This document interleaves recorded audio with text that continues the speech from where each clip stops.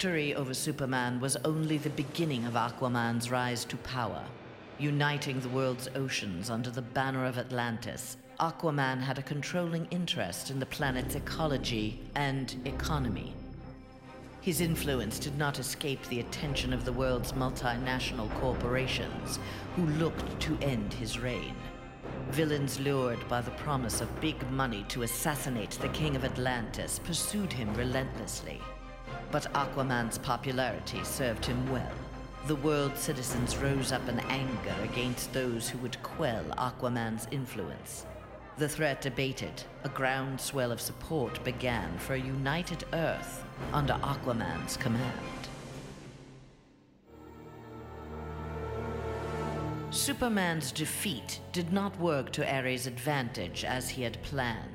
The heroes of the parallel dimension helped this world's Batman build a conflict-free utopia that left the war god famished.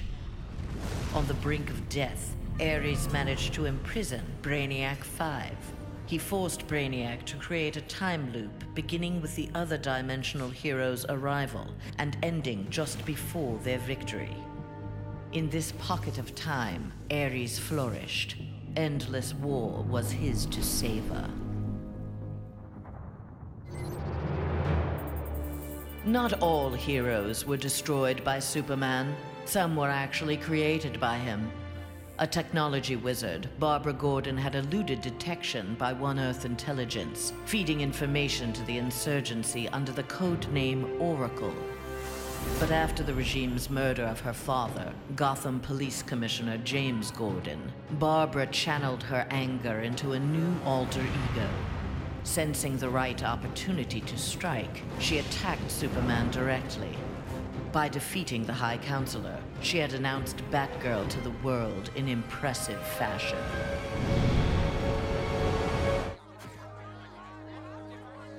Following the battle to liberate Earth, Batman learned that Luthor had bequeathed his massive fortune to Bruce Wayne. He now had the means to rebuild Gotham and Metropolis. The city's residents, inspired by their hero's efforts, adopted the slogan, "We are Batman." They contributed countless hours to their community's renovation and crime prevention. The Batman of old would have stubbornly assumed these tasks alone. The post-One Earth Batman, having been rewarded for his trust in others, enjoyed his city's renewal and his role as its benefactor.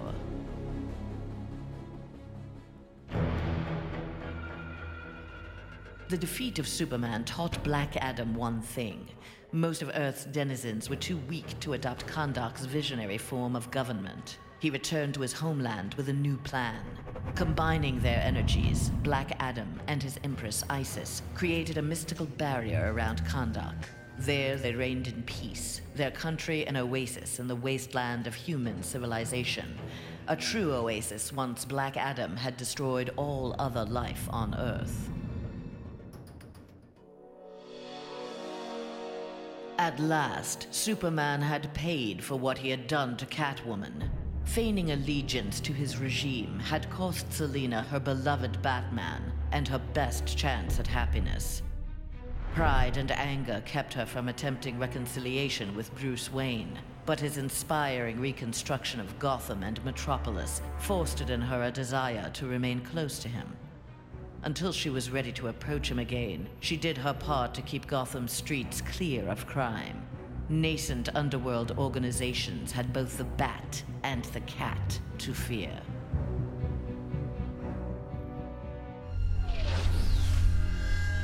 After Superman's defeat, Cyborg led the assault on the Fortress of Solitude to flush out remnants of the High Counselor's regime.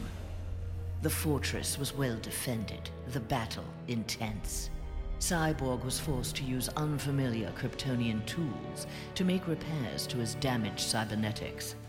Enhanced with the alien technology, Cyborg found he could communicate with Superman's androids and order them to apprehend the opposition. With his army of super androids, Cyborg will bring justice to the world.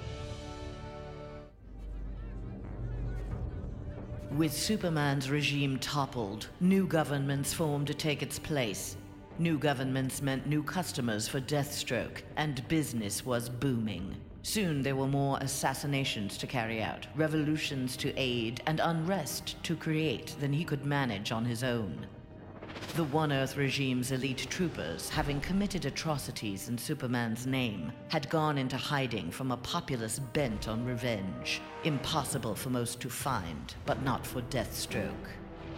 Recruiting these renegades, he formed the New Titans, the world's premier political assassins. Free of Superman's control, Doomsday eradicated the remaining metahumans. He then manipulated technology in the abandoned Fortress of Solitude to terraform the Earth. It soon resembled prehistoric Krypton. At last, it felt like home. After a few years of exterminating humanity at his leisure, however, Doomsday needed a challenge. Having assimilated Superman's ability to fly, he headed for a nearby space sector. He had heard rumors of an opponent worthy of his attention, a Caesarian mercenary with a taste for violence.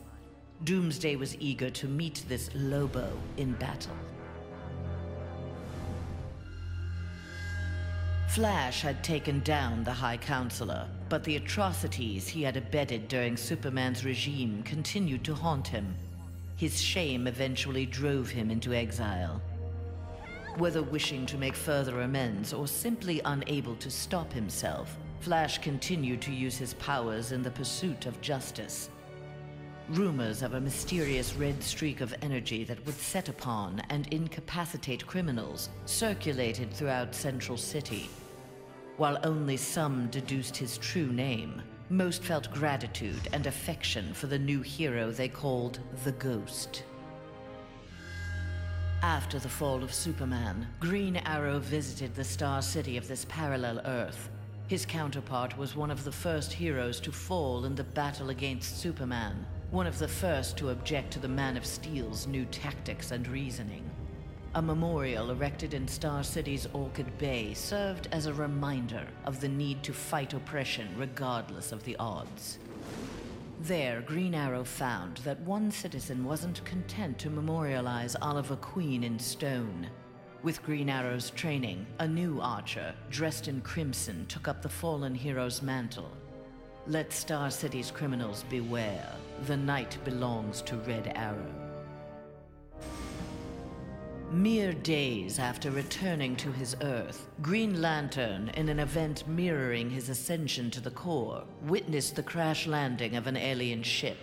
Investigating the wreckage, he encountered the pilot, who claimed to be Abin Sur. But this Abin Sur wore no power ring and referred to him in halting breaths as the Almighty One. Green Lantern tried to convince the alien of their past, that Abin Sur had named Hal Jordan, his successor, as the Green Lantern of Sector 2814. But the alien died from his wounds before Lantern could learn more of him. Lantern left immediately for Oa. The Guardians were his only hope of solving this mystery.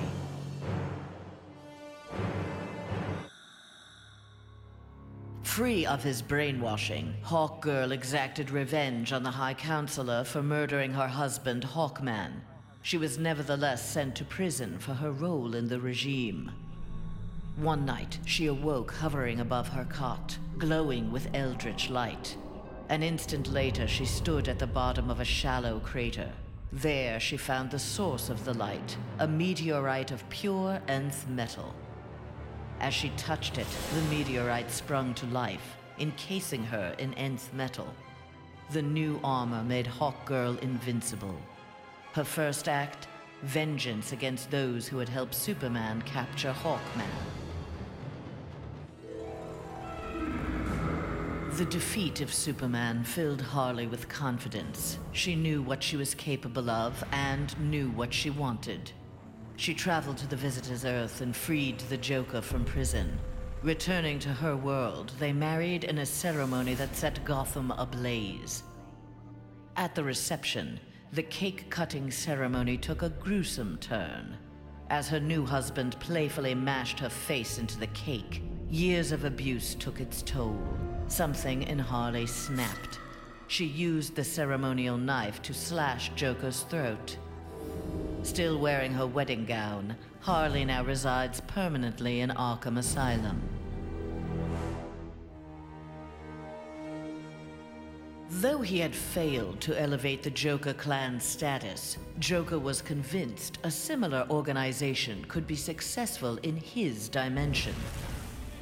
Joker used a series of devastating terrorist acts to frighten the populace, then convinced the more gullible among them that he was the path to security. The new Joker clan soon had millions of members worldwide and committed regular anti-government attacks, wreaking havoc on the global economy.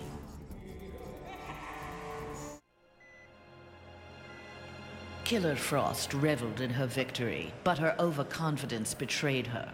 Seizing the opportunity, agents of Star Labs captured her. Their scientists harnessed her freezing power in order to fortify the world's polar ice caps. But Star Labs underestimated Frost's abilities.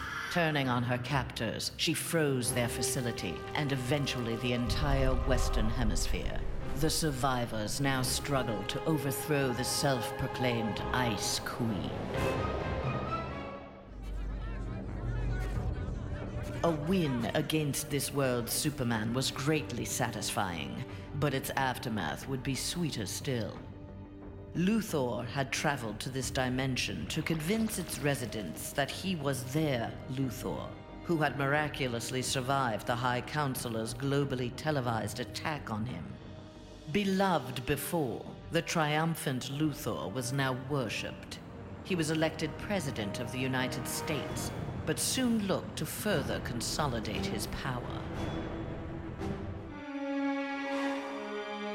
There was no shortage of vendettas during Superman's reign, and no shortage of bounties for Lobo to collect. He became one of the richest men in the universe by assassinating those who ran afoul of the High Counselor.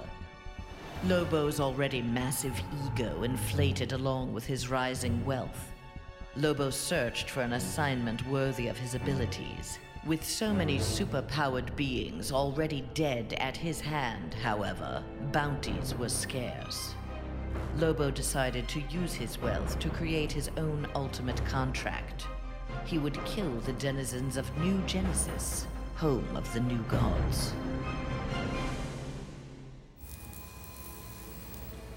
Nightwing had beaten his former boss, Superman, in single combat. Not even Batman had done that. His thirst for conflict grew. He began challenging anyone who crossed his path. Nightwing's belligerence eventually drew the attention of Sinestro. His corps was always in need of new recruits, and the young humans seemed able to inspire great fear. Sinestro had his suspicions confirmed when a yellow power ring found its way onto Nightwing's finger. Winning the battle with Superman cost Raven dearly. The amount of demonic energy required overwhelmed her. After regaining consciousness, she looked around warily. Her immediate surroundings were a hellish ruin. Nearby stood her father, Trigon. Raven had somehow called him forth during her battle. Trigon thanked his daughter.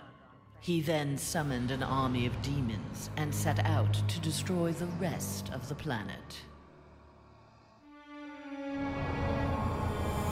Following the events in the parallel dimension, Shazam's fellow heroes returned home. But an alien virus contracted during the transfer created in them acute mental instability. They turned on their fellow crime fighters in a deranged fury. Alone and desperate, Shazam shared the power of the Word with his adopted brothers and sisters. Their purity of heart gave them courage. The army of Shazam incapacitated the former heroes. Eventually, they took the place of the Justice League as primary defenders of Earth. When Superman's One Earth regime proved to be a failure similar to his on Korugar, Sinestro retreated to deep space to ruminate on its demise. Fear had long seemed the most powerful of the emotions with which to bring order to the universe, yet it had not been enough. Desperate, Sinestro hurled the might of the Sinestro core against the life entity, keeper of the White Power Battery. Ultimately victorious, Sinestro now wielded the power of a White Lantern. No adversary could possibly withstand him. The light of the Green Lantern core would be the first he would extinguish. The battle over, Grundy eluded capture and returned to his swamp to heal his wounds. During regeneration, Grundy found he could channel the elemental force of the Red. All animal life would bend to his rule. His increased power also allowed him to resurrect the long-lost Grey Force. Now, instead of ruling Earth's creatures, he could simply destroy them. After defeating the world's heroes, Grundy turned Earth into his version of paradise. He now rules over a gray and lifeless planet. Though pleased with the outcome, Superman's battle with his duplicate left him troubled. If one Superman could go so far astray, why not another? Preventative measures were in order. After much discussion with his fellow Justice Leaguers, Superman ingested a remote-release kryptonite capsule. At any sign of instability, the kryptonite would permeate his body, killing him. The question of who could trigger the device was solved democratically. Each week, a different Leaguer would take possession of its remote control. Only Batman was denied a shift. Wonder Woman returned home to find her dimension in ruins. Aware of Superman's despotic rule of the parallel dimension, the gods of Olympus vowed to preemptively eliminate the metahuman scourge from their world. Under the direction of Zeus, they hunted down and eliminated nearly all superpowered mortals. All that remained to oppose them was Themyscira. Wonder Woman and her Amazons fought back against the Olympians with unrelenting courage. Despite heavy losses, Wonder Woman's forces ultimately prevailed. They took reign as the new Olympians, ushering in an age of peace and prosperity.